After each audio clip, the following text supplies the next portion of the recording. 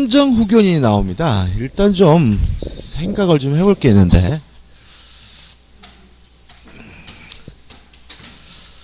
일단 피한정후견이 누구냐면요, 능력이 부족한 사람이에요.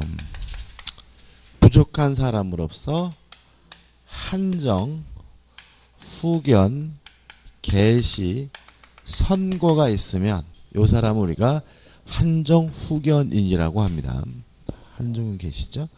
근데 조심할 것은 뭐냐면 과거에 한정치산자, 금치산자 이런 제도가 있었거든요. 그래서 가끔 이 피한정후견인을 한정치산자라고 대입하시는 분인데 달라요. 다르기 때문에 조심하시기 바라고요. 일단 이 피한정후견인은 원칙적으로 독자적으로 법률 행위를 하는 것이 가능합니다. 다만 예외적으로 첫째, 법원이 지정한 행위를 하고자 하는 경우에는요, 후견인의 동의를 받아야 하고요. 동의 없이 이루어진 행위는 취소가 가능합니다. 또한 이게 다시 한번요. 죄송합니다. 이겁니다, 그죠? 법원이 지정한 행위를 하고자 할 때는 동의를 받아야 되고, 동의 없이 이루어진 행위는 뭐 할 수 있죠? 취소할 수가 있습니다. 이게 조심할 게 뭐냐면 피한정후견인은 원칙적으로 독자적으로 법률 행위를 하는 것이 뭐예요? 가능하다는 점이에요. 법 좀 읽어볼 건데 12조를 보시면 12조가 아니라 그 하단에 보시면 13조입니다. 58페이지 하단에 13조 1항 가정법원은 피한정후견인이 한정후견인의 동의를 받아야 하는 행위의 범위를 정할 수 있다 이렇게 나와 있거든요. 그죠? 그러면 법원이 동의를 받아야 하는 행위를 정할 수 있다는 말은 전제가 원칙적으로 독자적으로 법률 행위를 뭐 할 수 있어요? 할 수가 있다. 다만 법원이 정해준 행위를 하고자 할 때는 동의를 받아야 되고요. 동의 없이 이루어진 행위는 뭐 할 수 있어요? 취소할 수 있는 거죠. 뒤에 문제 좀 잠깐 볼게요. 문제. 질문을 많이 하시는데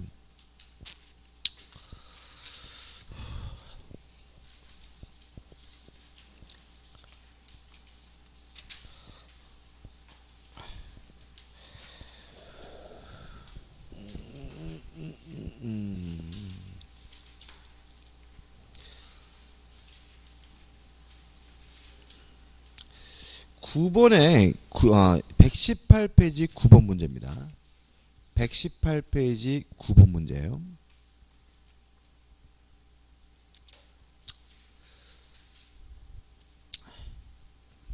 자, 118페이지 9번.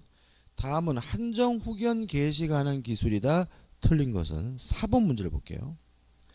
한정후견인의 법률행위를 피한정후견인이 한정후견인의 동의 없이 하였을 때에는 그 법률행위를 취소할 수 있다는 지문은 X입니다. 왜 동의 없이 했으면 취소할 수 있다는 지문이 X죠? 원칙적으로 독자적으로 법률행위를 하는 것이 뭐예요? 가능한 사람이기 때문에. 무슨 말 아시겠죠? 그죠? 다시 말하면 한정치산자와 다르다고요. 한정치산자는 동의 없이 이루어진 행위는 원칙적으로 뭐 할 수 있었냐면 취소할 수 있었어요. 근데 피한정후견인은 독자적으로 원칙적으로 법률행위를 하는 것이 뭐예요? 가능한데 법원이 지정한 행위를 하고자 할 때만 뭘 받으면 돼요? 동의를 받아야 돼요.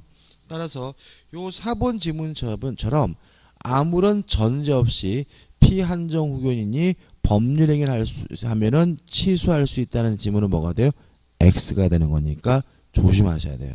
아마 지금까지 이런 식의 지문은 한 번도 나온 적 없거든요. 올해는 나올 가능성이 대단히 높아요. 그러니까는 다시 한번요. 피한정후견인은 원칙적으로 독자적으로 뭐 할 수 있어요? 법률행위를 할 수가 있습니다. 다만 법원이 지정한 행위를 하고자 할 때는 뭘 받아야 돼요? 동의를 받아야 되고요. 동의 없이 이루어진 행위는 뭐 할 수 있어요? 취소할 수 있단 말이죠. 따라서 아무런 전제 없이 피한정 후견인이 법률행위라면 취소할 수 있다는 지문은 원칙에 반하기 때문에 뭐가 돼요?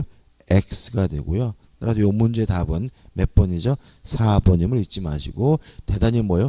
중요한 거니까 꼭 확실하게 기억하시고 확실하게 뭐 하셔야 돼요?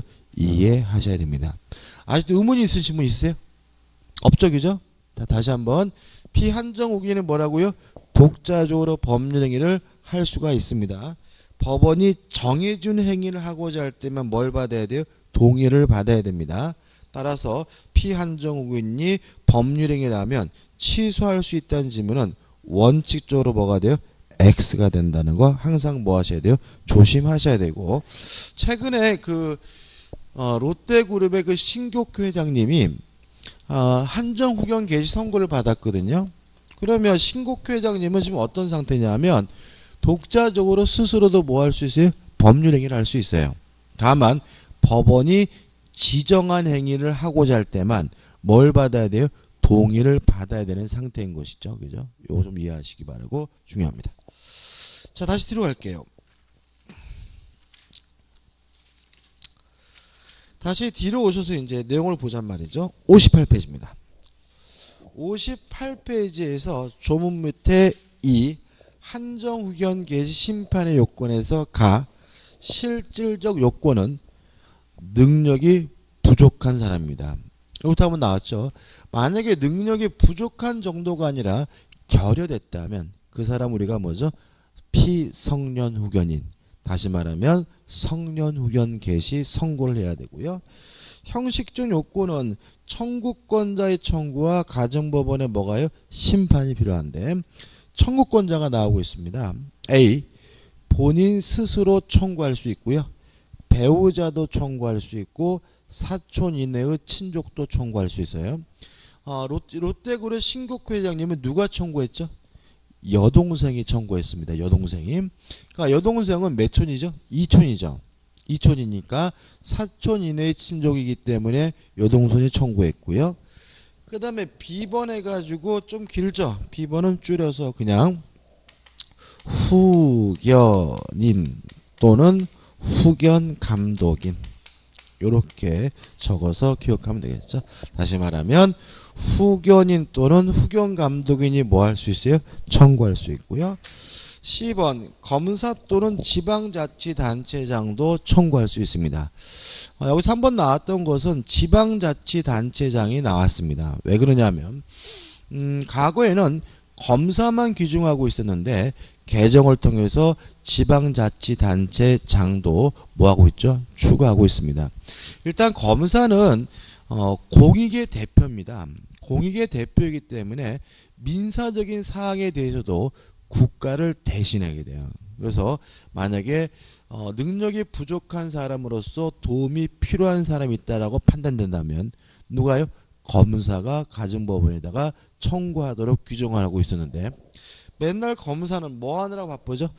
범죄자 잡느라고 바쁘고 이런 일에 전혀 신경을 안 쓰다 보니까 주민자치단체가 소속되어 있는 누구에게도요? 지방자치단체장에게도 청구권을 인정하고 있음을 기억해 두셔야 되고요.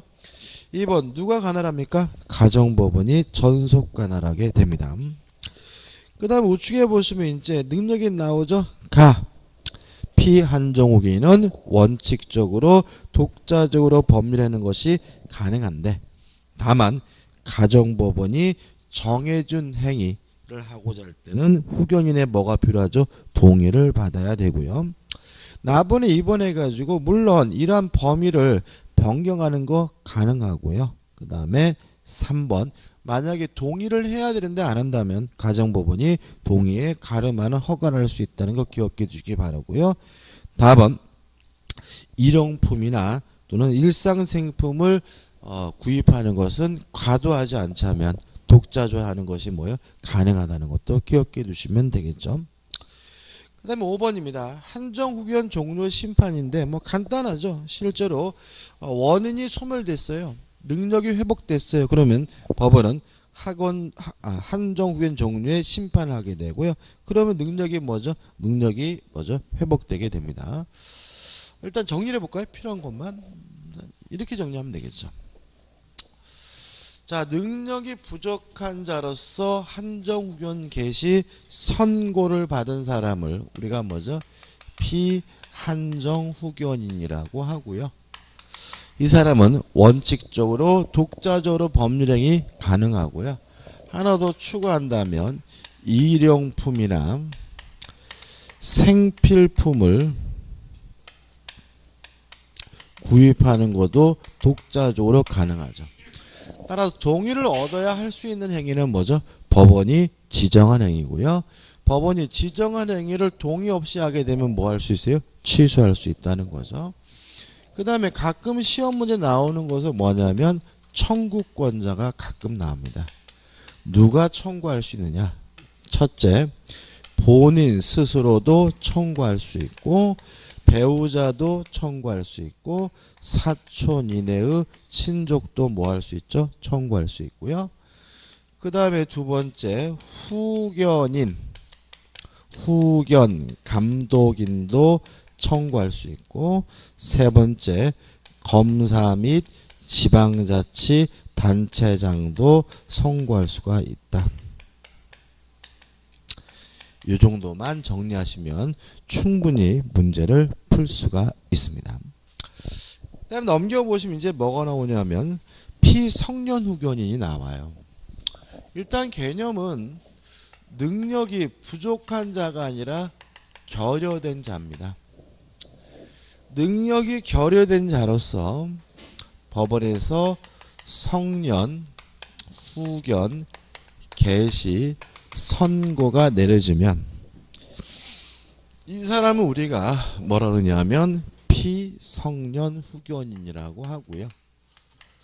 이 피성년 후견인이 지정이 되면 이 사람은 동의를 받아서 법률행위를 했든 아니면 동의 없이 법률행위를 했든 이 사람의 모든 법률행위는 원칙적으로 뭐 할 수 있냐면 취소할 수가 있습니다. 다만 이 사람도 먹고 살기는 해야 되기 때문에 일용품이나 또는 생필품을 구입하는 것은 가능하다는 거 기억해 두시기 바라고요.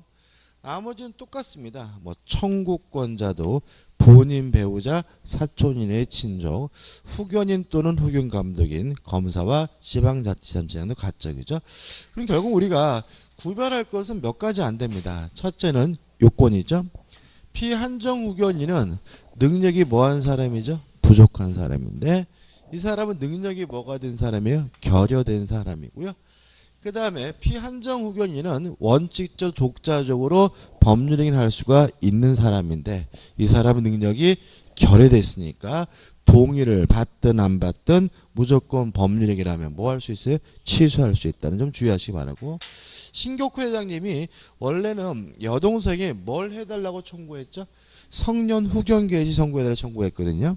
그러니까 오빠의 능력이 뭐죠? 결여됐다는 거죠. 근데 만약에 법원에서 그것을 받아들여 가지고 성년 후견 개시 선고를 해버리면 이제 신격호 회장은 아무것도 못하죠. 동의를 받아서 해도 뭐요? 취소할 수 있고 동의 없이 해도 뭐요? 취소할 수 있으니까 실제로 눈만 뜨고 있을 뿐 아무런 의사결정 못하는 식물 인간 상태로 전락하니까 법원은 성년 후견 개시 선고를 한 것이 아니라 한정 후견 개시 선고를 하게 되는 거죠. 교재 그런 내용이 나왔으니까 한번 좀 보시기 바라고요. 우측에 하단에 보시면 기본 예제가 나옵니다. 풀어보죠. 성년 후견 제도에 관한 설명으로 옳지 않은 것은 1번 가정법원은 질병이나 노령 등의 사유로 인한 정신적 제약으로 사무를 처리할 능력이 부족한 사람 X죠. 성년 후견 제도는 부족한 게 아니라 뭐예요? 결여된 거죠. 따라 답은 뭐죠? 1번이죠. 2번 가정법원은 성년 후견 개시 심판할 때 본인의 의사를 뭐죠? 고려해야 되고요. 3번 가정법원은 취소할 수 없는 피성년 후견인의 법률행위 범위를 정할 수 있다. 이게 뭐냐면 이 사람은 동의 있든 없든 법률행위 뭐 할 수 있어요? 취소할 수 있는 거잖아요. 다만 법원이 뭐 해줄 수 있어요? 지정해 줄 수 있죠. 요거는 독자적으로 할 수 있다라고 지정해 줄 수가 있고요.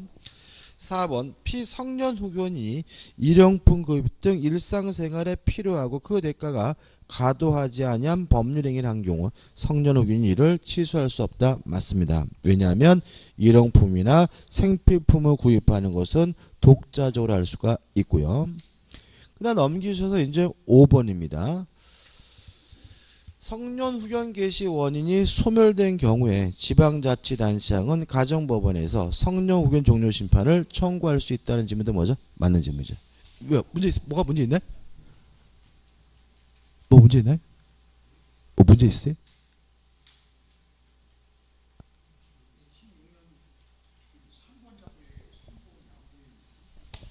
어떤 3번이? 지금 기본 예제 있죠? 오른쪽 하단에. 아닌가요? 예, 저도 똑같이 하죠. 똑같잖아요.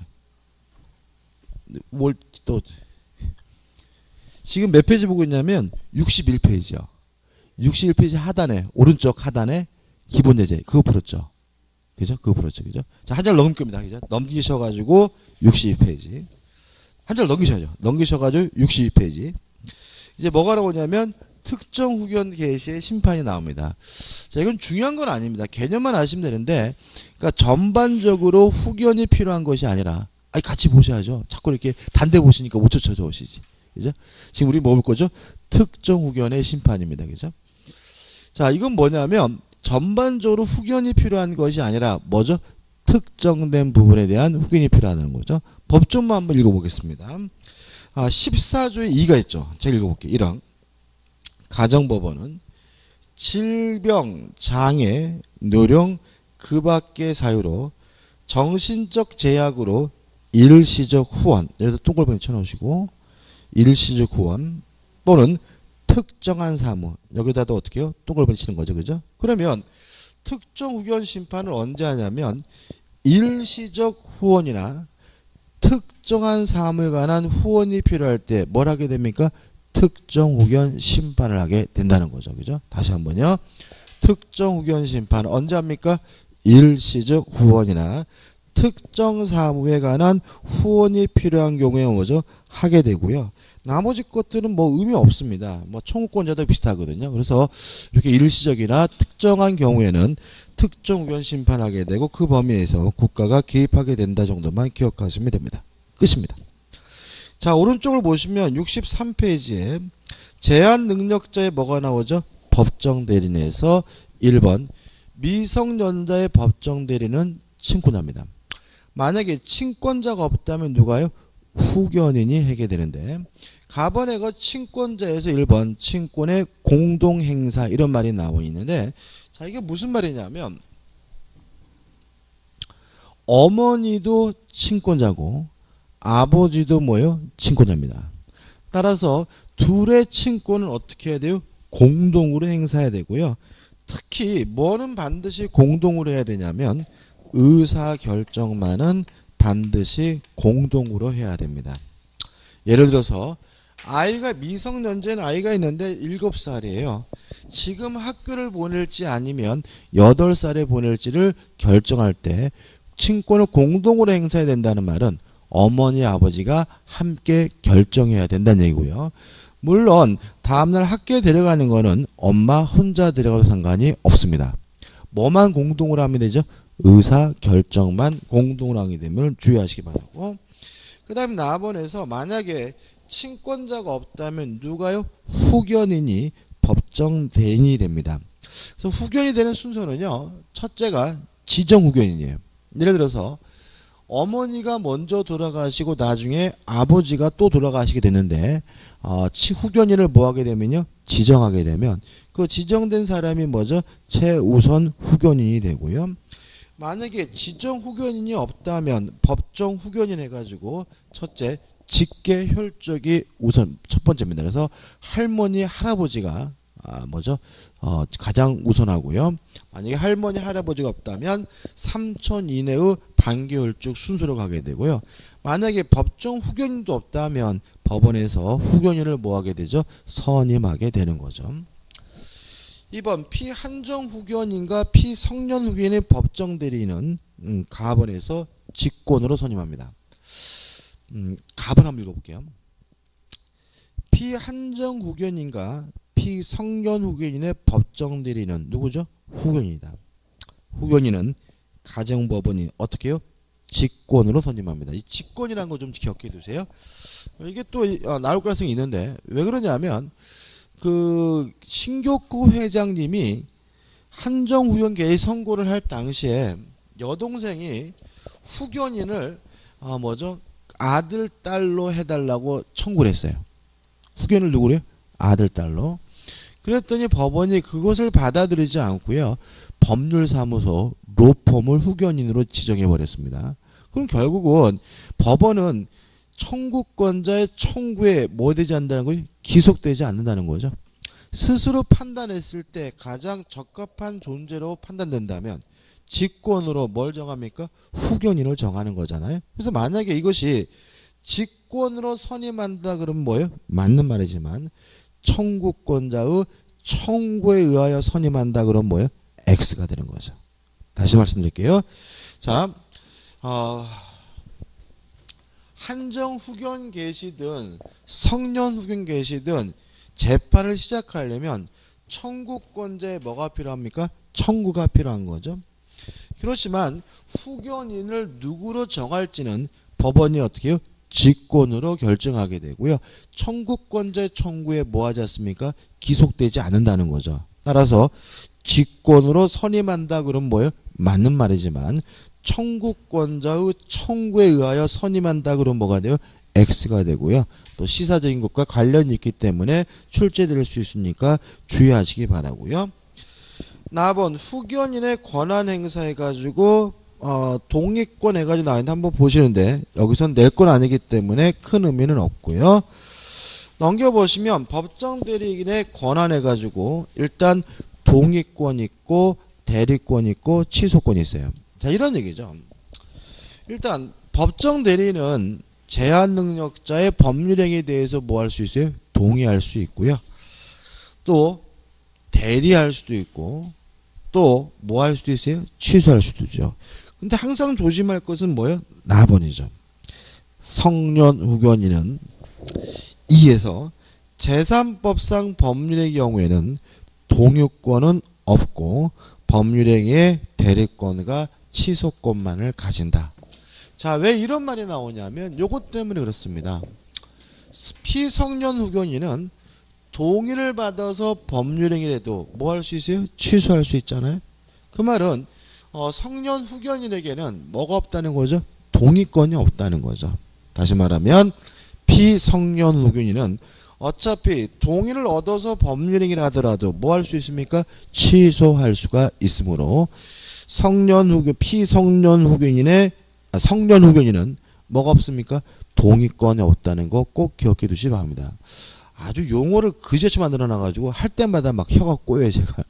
피성년 후견인, 성년 후견인 막 이러니까. 그 다음은 후견 감독이라는 게 있습니다. 자, 이건 뭐냐면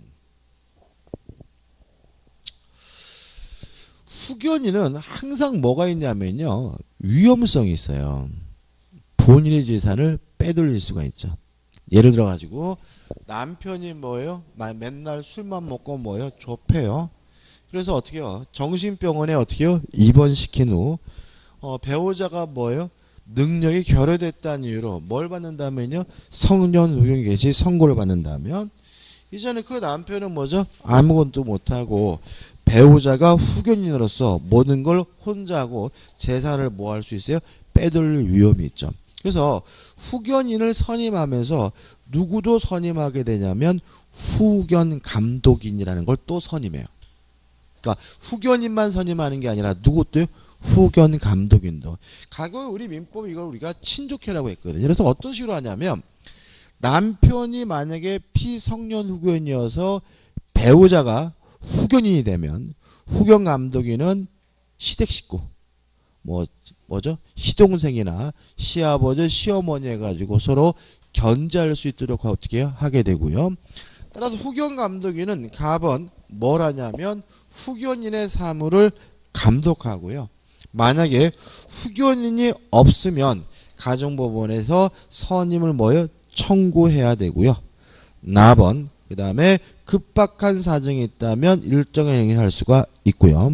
그 다음에 답은 보시면 후견인과 피후견인 사이의 이해가 상반되는 행위에 관하여는 후견 감독인이 후견인을 뭐합니까? 대리한다. 이런 말이 나와있죠. 자, 이런 얘기입니다. 두 가지가 있습니다. 갑이 미성년자예요. 미성년자고 을이 친권자입니다. 근데 문제는 갑이 소유하고 있는 이 아파트를 을이 갑으로부터 사고 싶어요. 그럼 어떤 일이 발생하게 되냐면 을은 한 푼이라도 싸게 사는 게 좋고요. 갑은 한 푼이라도 더 비싸게 받는 게 좋으니까 요 갑과 을의 이해가 뭐가 되냐면 상반이 돼요. 이해되시죠? 그죠? 어머니가 미성년자인 아들의 뭘 사려고요? 아파트를 사려고 한다. 그러면 둘 간의 이해가 뭐가 돼요? 상반되기 때문에 이때 을의 대리권은 어떻게 해요? 없습니다. 대리권은 없고요. 법원이 뭘 선임하게 되냐면 특별 대리인을 따로 선임하게 돼요. 그래서 특별 대리인과 을이 만나서 매매 계약을 해야 친권자가 뭘 갖게 되냐면 대리권을 갖게 됩니다. 아니, 소유권을 뭐 할 수 있어요? 취득할 수가 있습니다. 따라서 말로 적을까요? 친권자와 미성년자의 이해가 상반되면 누가요? 특별 대리인이 누구를 대리합니까? 미성년자를 대리하게 되고요.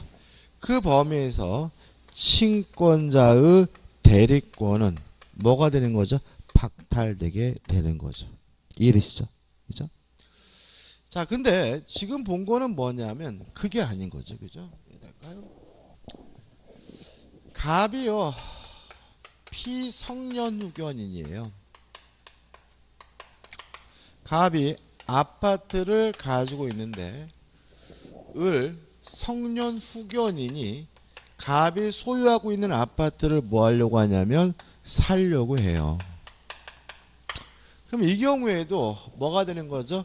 갑과 을 간의 이해가 뭐죠? 상반이 되는 거죠. 근데 여기서 우리가 생각해 볼 것은 친권자와 달리 피성년 후견인이나 피한정 후견인에게는 뭐가 또 있습니까? 후견 감독이라는 게 또 있다는 거죠. 그죠? 그래서 이때는 누가 나서서요? 후견 감독인이 나서서 을과 병이 매매 계약을 체결한다는 거죠.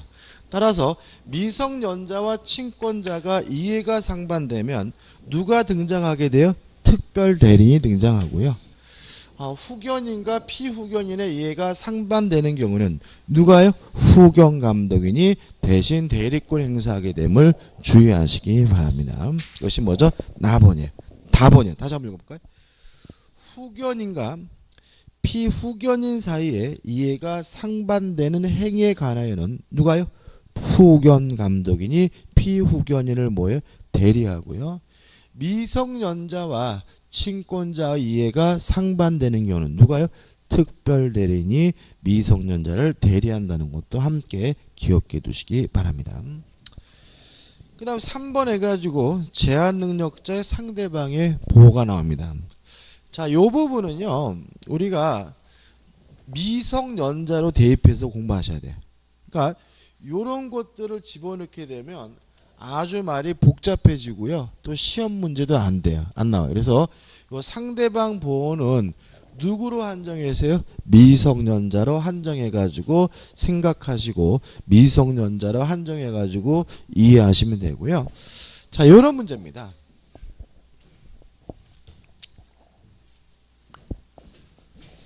갑이라는 미성년자가 있는데 요 미성년자인 갑이 을과 만나가지고 매매 계약을 했어요. 근데 문제는 친권자인 병으로부터 뭘 받지 못했냐면 동의를 받지 못했어요. 그럼 요 매매 계약은 미성년자도 친권자도 뭐 할 수 있냐면 취소할 수 있어요. 따라서 제한 미성년자와 거래한 요 상대방이 뭘 보게 되는 거죠? 피해를 보게 되는 거죠. 그래서 요 상대방을 최소한도로 뭐 할 필요가 있는 거죠? 보호할 필요가 있다 이런 얘기죠. 그래서 첫 번째 상대방에게 뭘 인정하냐면 촉구권을 인정합니다. 일단 이 사람은 어떤 상태냐면 이 매매기에 현재는 뭐요? 유효하지만 얘네들이 뭐 하면요? 취소하면 소급해서 뭐가 돼요? 무효가 되죠. 그래서 을은 병에게 뭘 촉구하냐면 취소할 것인지 아니면 추인할 것인지 여부의 확답을 뭐죠? 촉구하게 됩니다. 그래서 뭘 촉구합니까? 추인 여부를 촉구하게 되고요. 주의하실 것은 기간을 정해야 되는데 1월 이상의 기간을 정해야 합니다.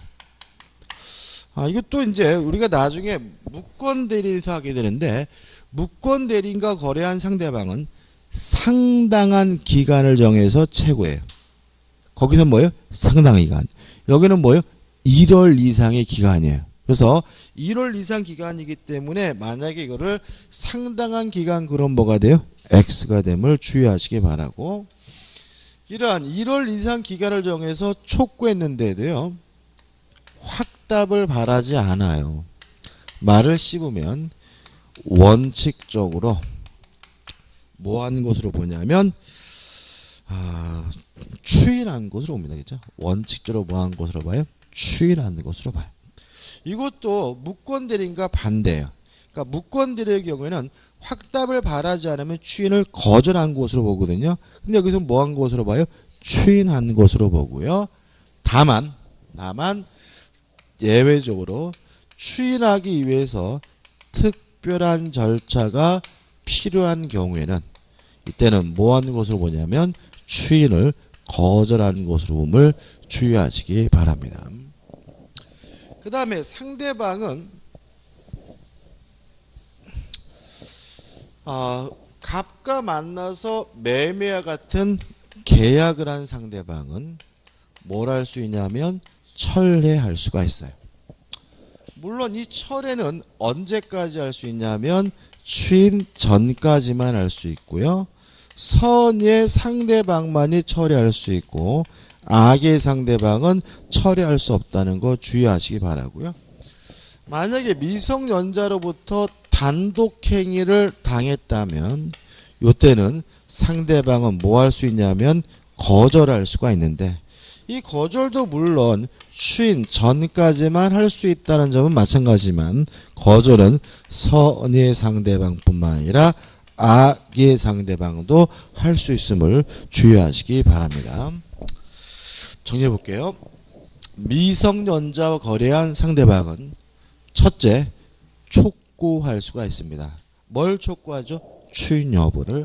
어떻게 해요? 1월 이상의 기간을 정해서. 다만 그 최고 기간 내에 확답을 바라지 않으면 원칙적으로 뭐한 것으로 봐요? 추인한 것으로 보고요. 다만 추인하기 위해서 특별한 절차가 필요한 경우에는 추인을 뭐한 것으로 봐요? 거절한 것으로 보고요. 그 다음에 미성년자와 계약을 했다면 철회를 할 수 있는데 언제까지요? 추인 전까지. 누구만요? 선이. 악의 상대방은 뭐 하지 못합니까? 철회하지 못하고요. 미성년자와 단독행위를 한 사람은 뭐 할 수 있습니까? 거절할 수 있는데 언제까지요? 추인 전까지. 이거는 악의 상대방도 거절할 수 있음을 주의하시기 바랍니다. 여기까지거든요. 그래서 교재에 보시면은 우측에 의 나와 있는데 2번 촉구의 상대방은 말씀 안 드렸는데 일단 법정 대리는 친권자에게 촉구하고요. 아니면 능력자가 된 후에 제한 능력자에게도 촉구할 수가 있고요. 가 보시면 될 거고, 나번에서 유예 기간 내에 제한 능력자 측이 확답을 바라지 않으면 원칙적으로 뭐한 것으로 봅니까? 추인한 것으로 보는데, 다만 추인을 위하여 특별한 절차가 필요한 경우에는 추인을 뭐한 것으로 보냐면 거절한 것으로 본다. 다시 말하면 뭐죠? 취소한 것으로 봅니다. 그러니까 추인을 거절한 것으로 본다는 말은 뭐죠? 취소한 것으로 본다는 얘기죠. 그 다음 3번 상대방의 철회권과 뭐가요? 거절권 인정드리는데, 넘겨보시면 이와 주장자 3번에서 어떻게요? 상대방이 나오지만 기억할 것은 뭐죠? 이 정도니까 이 정도만 정리하시면 되겠죠. 그 다음에 4번 제한 능력자가 속임수를 쓴 경우에는 무능력자 측의 취소권이 뭐죠? 배제가 됩니다. 자, 이런 문제입니다. 자, 갑이 미성년자인데 미성년자인 갑이 을과 만나서 매매 계약을 했어요. 근데 왜 을이 미성년자인 갑과 매매 계약을 했냐면 갑이 을에게 뭐죠? 속임수를 써가지고요. 이거를 죄송합니다. 이거를 제한 능력자로 할게요. 제한 능력자인 갑이 을과 만나서 매매 계약을 했는데, 왜 을이 갑과 매매 계약을 했냐면 갑이 자신이 능력자라고 뭘 썼어요? 속임수를 써서요.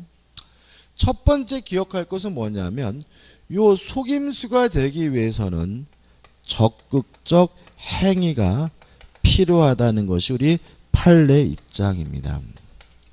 다시 말하면 단순히 자신이 능력자다 이렇게 지칭하는 것만으로는 부족하고요.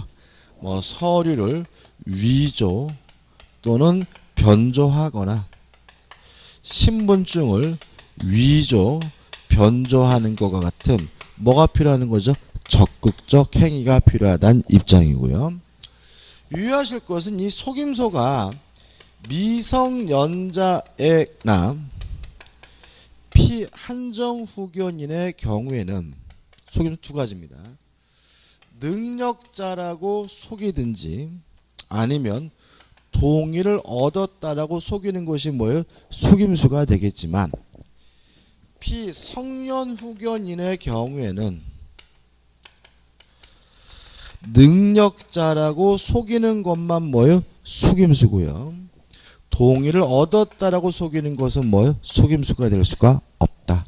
왜냐하면 피성년후견인은 어차피 동의를 받아도 그 행위를 뭐 할 수 있어요? 취소할 수가 있으니까. 그죠? 그래서 교재 보시면 제도의 취지가 나오고, 요건에서 우측에 오른쪽에 맨 위에 보시면 적극적 행위 해가지고 동의서나 또는 신분증 등을 위조 등을 해야 된다는 말이 나와 있고요. 3번 속임수의 의미도 나와 있으니까 한번 보시기 바랍니다. 그죠? 그 다음에 이제 제3항 주소입니다.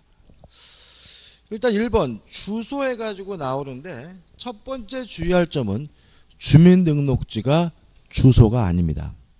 주소는 법점은 18조 1항 생활에 근거되는 곳을 주소라고 합니다. 따라서 형식상 그 사람이 어디에 주민등록을 하고 있든지 실질적으로 생활의 근거가 되는 곳이 뭐예요? 주소고요. 이걸 우리가 뭐죠? 실질주의라고 합니다. 2항 주소는 동시에 두 곳 이상 있을 수 있다라고 되어 있습니다. 다시 말하면 생활의 근거가 되는 곳이 뭐예요? 여러 곳일 수 있고요. 여러 곳이라면 주소는 뭐예요? 여러 곳이 되는 거죠. 이거 우리가 뭐죠? 복수주의라고 하고요. 객관주의라는 말이 나오는데 교재 없는데, 주소를 갖기 위해서 주관적 의사는 불필요합니다. 이걸 우리가 객관주의라고 해요. 자, 이게 무슨 말이냐면 만약에 주소를 갖기 위해서 일정한 주관적 의사, 생활의 근거로 하겠다는 주관적 의사가 필요하다라고 해석이 된다면 의사 무능력자는 주소가 없어져 버리거든요. 따라서 우리 판례는 우리 민법은 의사 무능력자도 뭐가 있어야 돼요? 주소가 있어야 되니까 생활의 근거가 되는 곳이라면 뭐가 없더라도요? 주관적 의사가 없더라도 주소가 된다는 의미에서 객관주의를 채택하고 있습니다. 다시 한번요. 주소는 생활의 근거가 되는 곳입니다. 실질주의고요. 여러 곳일 수 있습니다. 복수주의고 또 주소를 갖고자 하는 주관적 의사 같은 건 필요가 없습니다. 뭐죠? 객관주의고요. 그 다음에 2번에서 거소가 나오고요. 넘겨보시면 또 뭐가 나옵니까? 현재지가 나와요. 뭐 이런 얘기입니다.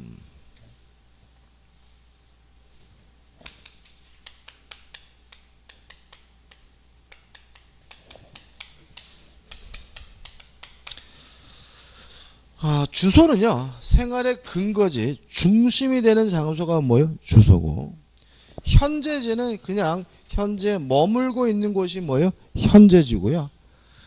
주소 정도는 아니지만 일정한 장소적 결합관계가 있으면 뭐예요? 거소라고 하고요. 개념은 주소가 없으면 뭐가 주소가 되냐면 거소가 주소가 되고요.